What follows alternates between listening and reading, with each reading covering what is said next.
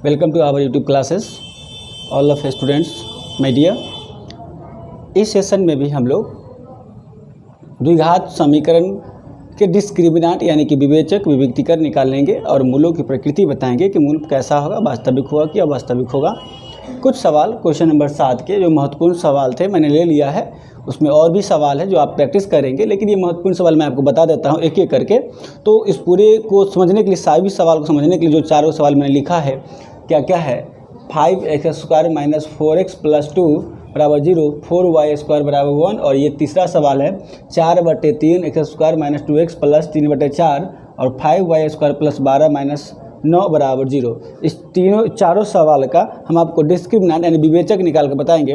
तो बने रहिएगा इस वीडियो में, लगातार देखिएगा ताकि आपको समझ में आए, और इससे जो बच गया सवाल बाकी आप प्रैक्टिस करेंगे, उसमें कठिनाई हो तो आप मुझे बताइएगा, पुनः उस सवाल को फिर हमसे सॉल्व करके हम आपको बता देंगे।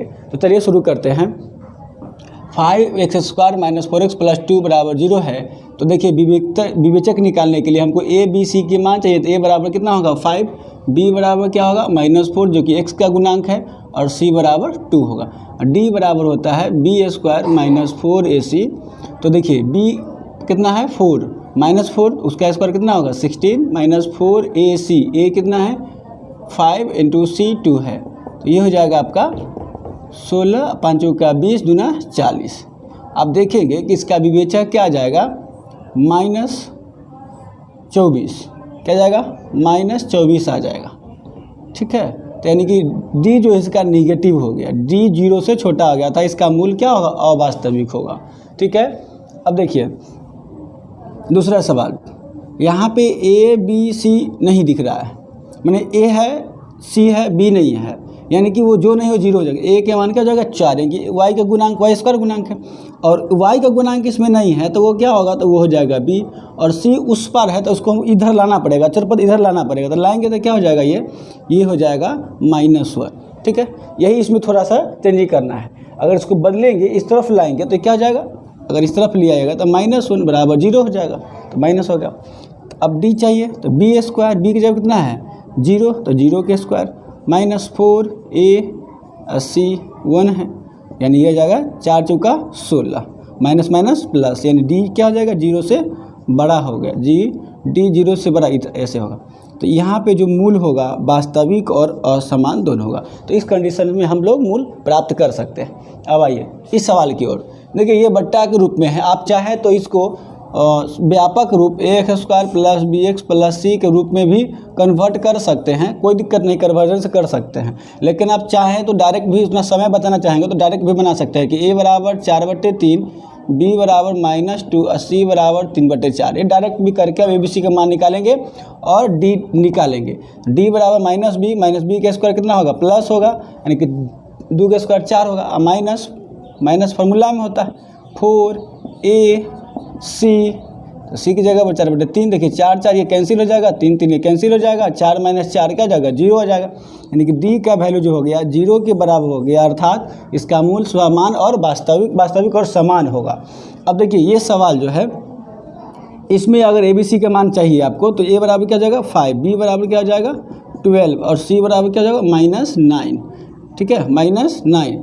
अब हमको d चाहिए, तो d के लिए क्या होता है, d के लिए b² - 4ac मैं कह देता हूँ, वहाँ लिखा हुआ भी है b² - 4ac है ना, बराबर यही d होता है, इसी को विवेचक कहते हैं। देखिए तो b² कितना होगा 12 के स्क्वायर 144 -4, a की जगह 5 × c की जगह -9, तो 144 माइनस, देखिए 5 का 20, 5 का 20 और 20 × 180। ठीक है, और यहाँ माइनस क्या हो जाएगा प्लस हो जाएगा। अब इस सबको हम ऐड कर देंगे तो कितना आ जाएगा, यह जाएगा 4 8 4 12 2 1 3 हो जाएगा, यानी 324 आ गया। डैट मीन्स d > 0, देन इसका जो रूट होगा वो 0 से बड़ा, रूट जो होगा वास्तविक और असमान होगा। ठीक है, तो इस प्रकार से हम लोग b² - 4ac का मान निकाल करके, छोटा कैपिटल स्मॉल b होगा, 4ac का मान निकाल करके d पता करेंगे, विवेचक पता करेंगे। ठीक है, यही विवेचक पता करने का तरीका है, प्रकृति बताने का तरीका है। ठीक है, देखिए और देखते हैं। देखिए एक बेहतर सवाल है, उसी का है। ठीक है, जो 4 सवाल बताए हैं उसी का एक करी है, क्वेश्चन नंबर 7 का ही है, ठीक है, क्वेश्चन नंबर 7 का ही है, दिख रहा है ना आपको क्लियर? हाँ ठीक है। देखिए तो यहाँ पर a का जो वैल्यू हम लोग लिखते हैं जैसे ax² plus bx plus c बराबर 0, ये जो व्यापक रूप है इसमें abc जो होता है x² का गुणांक bx का गुणांक c अचर पद होता है, तो इसमें बहुत सारा abc दिख रहा है लेकिन कोई दिक्कत नहीं, कन्फ्यूजन नहीं करना है। तो यहाँ पर x² का जो गुणांक है ये वाला x² है, ठीक है।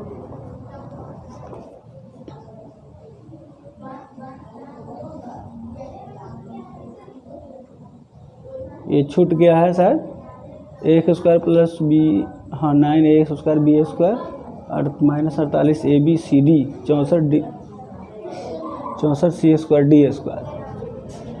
तो यहाँ पर a b c और d भी है प्लस x है, ठीक है।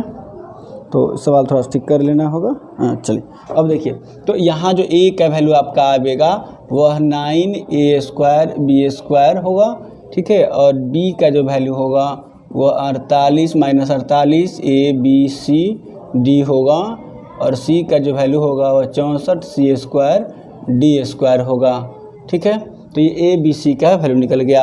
अब हमें कोई इसका मूल की प्रकृति चाहिए, तो d क्या होता है b² माइनस 4ac, ठीक है। d के जगह पर जो रखेंगे वो d कितना है माइनस 48।